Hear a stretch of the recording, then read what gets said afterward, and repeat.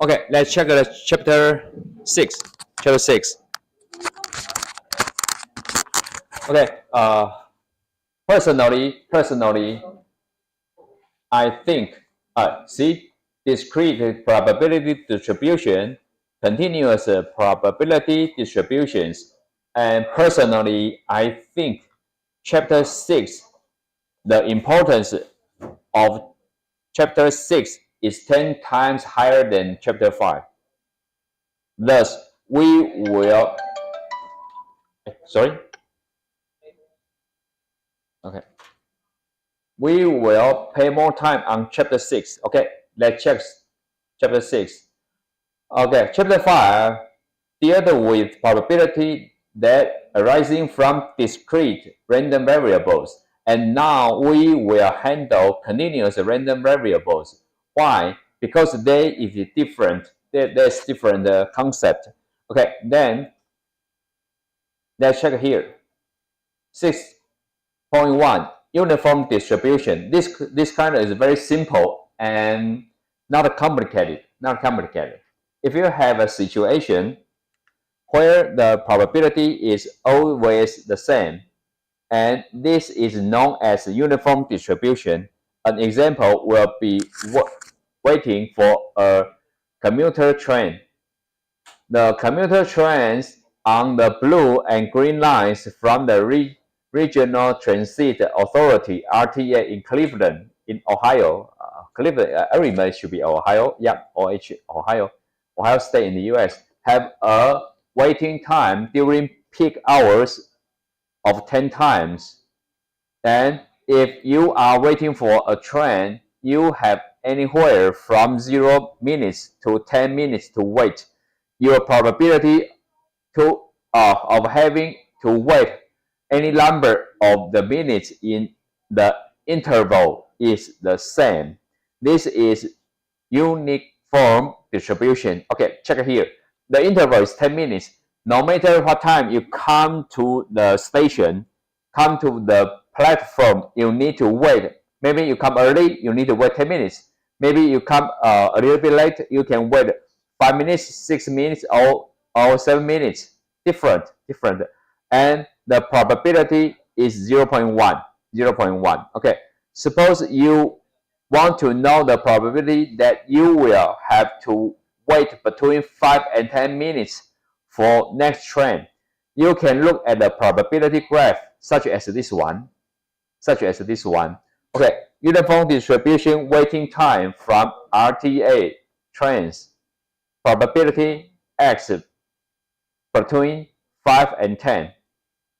5 and 10, like this one. How would you find this probability? Calculus says that the probability is the area under the curve. Notice that the shape of the shaded area is a rectangle, and the area of the rectangle is length times width. Length, this one, width, this one. Okay, then the length 10 minus 5, the length is 5. The width is 0.1, thus the probability is 0.5. Okay. Thus, example 6.1.1, finding probabilities in a uniform distribution. The commuter trains on the blue and green lines for the RTA in Cleveland, Ohio State in the US have a wait time during the peak rush hours period of 10, like this one. State a variable, find the probability that you have to wait between 4 and 6 minutes in a train. Find the probability that you have to wait between 3 and 7 minutes in a train. Okay, let's check the solution here. The probability you need to wait 4 to 6, and the area 6 minus 4, that is 2. 2 times 0.1, that is 0.2. The probability is 0.2. The same way, the D, find the probability you have to wait between 0 and 10 minutes. Yeah, it covers all events. And the probability is 1.0, 100%. Okay. I think personally, I think this one is not so important. Let's skip this one, then move to next. All right, graphs of the normal distribution is super, extremely, very important here. Okay, let's come back to previous section. This section is called graph of normal distribution. Previous one is called uniform distribution. Then we watch the graph is a rectangle. Now we will see the normal distribution. Check here. Many real-life problems produce a histogram that is a symmetric, unimodal, and bell-shaped. Bell-shaped is the key words here. Bell-shaped continuous probability distribution. For example, height, blood pressure, and cholesterol level. However, not every bell-shaped curve is a normal distribution. In a normal curve, there is a specific relationship between height and width. Okay, specific relation. There is a formula, but until this moment, I cannot calculate the formula by myself. Don't ask me why. When I was a PhD student in the US, I ever tried to calculate, but personally, the formula, the normal distribution formula is not for human. I don't know why. Okay, here. Every normal curve has common features detailed in this one. For example, this one, the height and the width. Compared to the right figure, the height is higher than the left one. The width is shorter, narrower than the left one. Okay, and now let's check here. Okay, I must slow down here. The graph here, valley, hill, and is symmetric. Try to memorize those information. Bell-shaped curve. The symmetric through this line. This line is called mu. From the here, x-axis and y-axis. Y-axis means the frequency. And the x-axis means the value. For example, the body weight, 55 kilograms, 56, 58, 59, 60, 61, 62, 100 kilograms, 120 kilograms, like this one, is listed on the x-axis.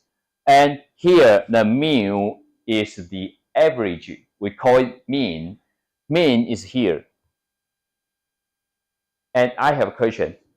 That is the population mean, or that is sample mean? Do you remember the symbols? Sample mean or population mean? The average, for example, body weight or average height. Mean is the population mean. Mu is the population or sample mean. Sample, you know that I picked up 30, 20 from a big group. I got the mean. That's called sample mean. Why we need a sample mean? Because we try to use sample mean to predict the population mean. But here, mu, what does it? Population or sample? Population, 1 vote, sample 1 vote. Okay, let me have a short break. Let's switch to chapter number 3. Chapter number 3.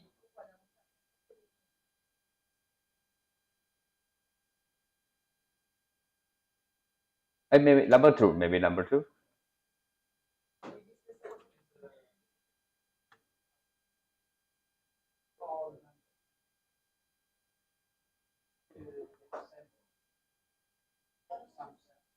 Here, chapter number 3. The population mean is given by mu, the symbol mu, and the sample mean, the symbol is x bar. Okay, another question.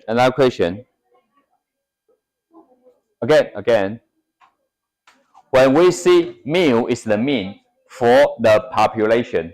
Okay, let's come back to chapter 6. Here is the same population mean. How about sigma? Sigma here. Sigma is one standard deviation for the population, and this area covers about 68% of whole population.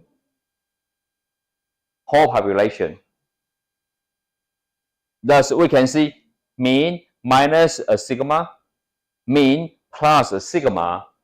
For example, about the average body weight for male, not for ladies, in I-Yuan, assume is 70 kilograms, and assume the sigma here is 10 kilograms. 7 minus 10 would be 60. 7 plus 10 would be 80.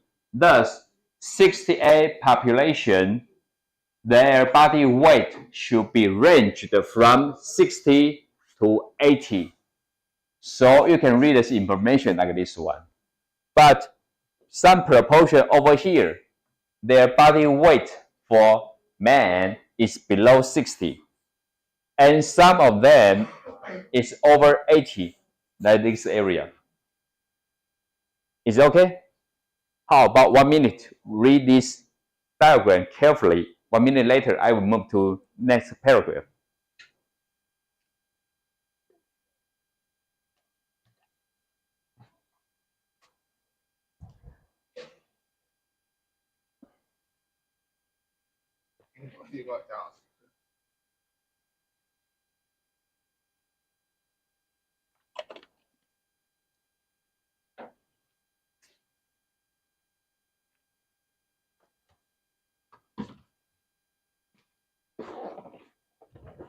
Okay, let's check here.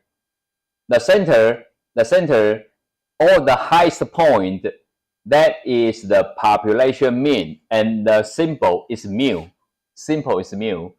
The transition point, inflection points are places where the curve changes from a hill to a valley. Is here. Okay. The area over the curve is exactly 1. Therefore, the area under the half, below, or the above the mean is 0.5. What does it imply here? I don't say mean, I say imply. What does it imply here? According to the definition, the bear shape, the area here, the total area is 1, according to the definition. And the symmetric line here, below the line, the area is 0.5. Over the mean, the average is 0.5. Get it? Okay. If you can understand this, we don't have time today. Next week is a holiday. Next time, you will how to calculate this one. I will tell you how to do that. Okay. Next. The equation that creates this curve is this one. I told you, I ever tried to calculate this, then I found I completely failed. 2e to the power minus 1 over 2 and times x minus mu divided by sigma and the square. It's very crazy. And those part is the power of E. Do you remember what is E? 2.71, about 2.718, something like this. And I found it's impossible to use my computer to draw that as a diagram. But we don't care about that. Let's move to the next one. And now, probability X greater and equal to A, smaller or equal to B, is like this one, is the area under the curve above the integral from A to B,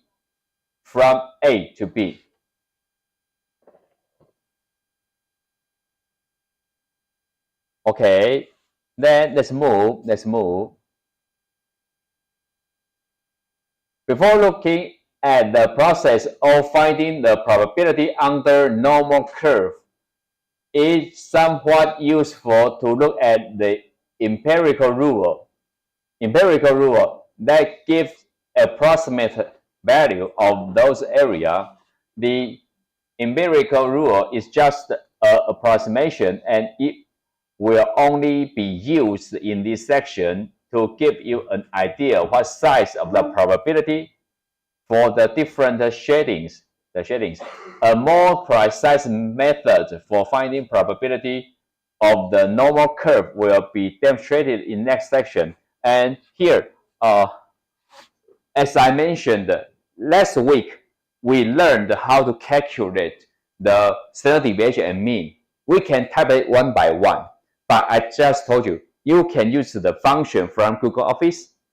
Just few clicks, in 10 seconds, you can get every information you need. This time, I will tell you the traditional way. In the future, I will give you some useful website. You just type the mean, the population, the number, then you will get all possibility number in a few seconds. But this moment, I will not tell you about that first, because you need to understand the rules. In the future, even you get the wrong answer, you can, oh, this is a wrong answer. It's impossible to get this one. Let me trace back and check what's wrong with the process. Okay, let's move. Here, empirical rule, approximately 68% of the data within one standard deviation from the mean. Try to memorize this. Approximately 68. Second point, approximately 95 of the data within two standard deviation. Actually, it's not exact 2 standard deviation. It's about 1.96. Okay, I will tell you why. Okay, approximately 99.7% of the data within 3 standard deviation of the mean. 68, 95, 99.7. Okay, 30 seconds. Try to memorize those 3 numbers. 68, 95, 99.7.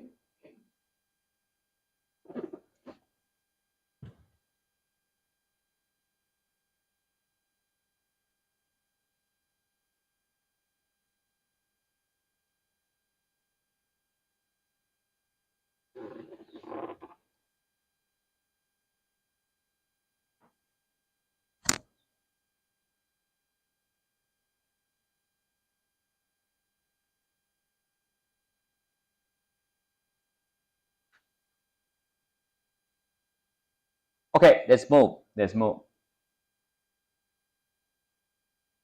And here, be careful. This is still some area left over each end. Remember, the maximum probability can be 100%. So you can calculate 100% minus 99.7%. That is 0.3%. You will see that for both ends together, and there is 0.3% of the curve.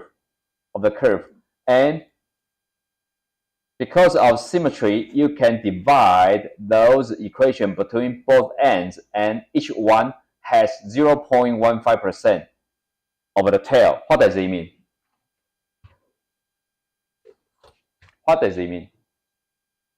we just said, again, the mean is here, the value minus 1 standard deviation, the value plus 1 standard deviation, and this area will cover 68% of the population. Okay, then if we use the mean and minus 2 standard deviation, we got the line. We got the line here, the blue line here. From the mean, we add 2 standard deviation. We got a value here, and this area covers 95% of the population. If we use the value minus 3, 1, 2, 3 until this location, plus 1, 2, 3, this area will cover 99.7% of whole population. Where is 0.15? Where is the 0.15?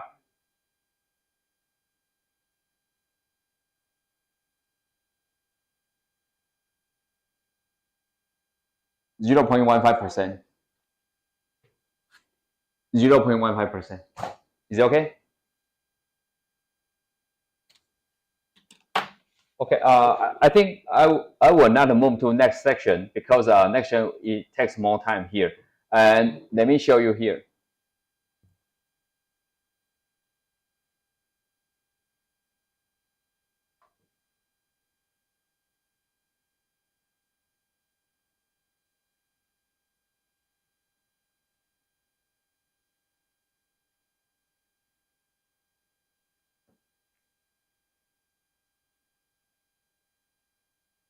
Okay.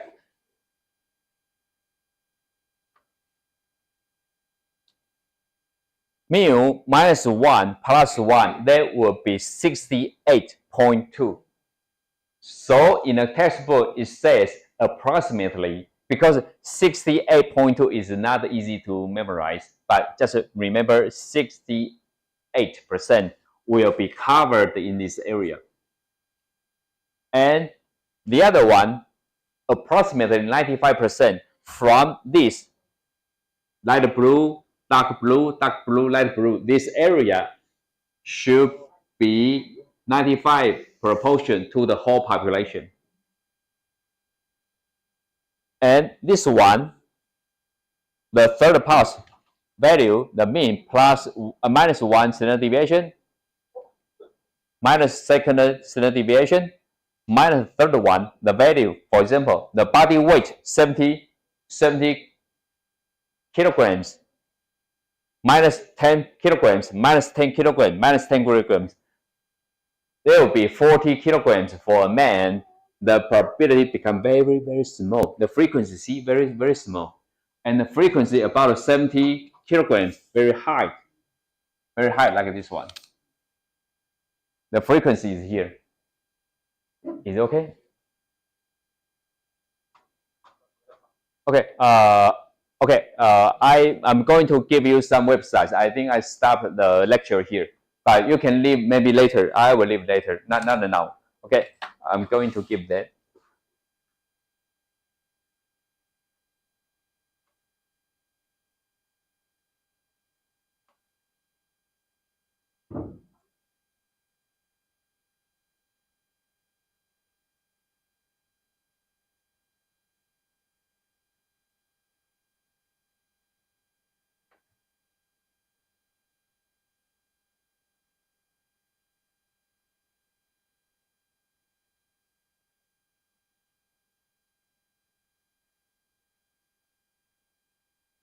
Okay, I just give you this website to our online group.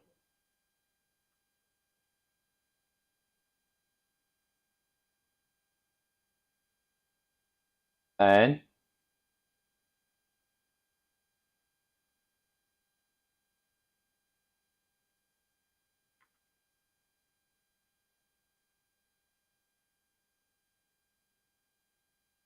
this and this.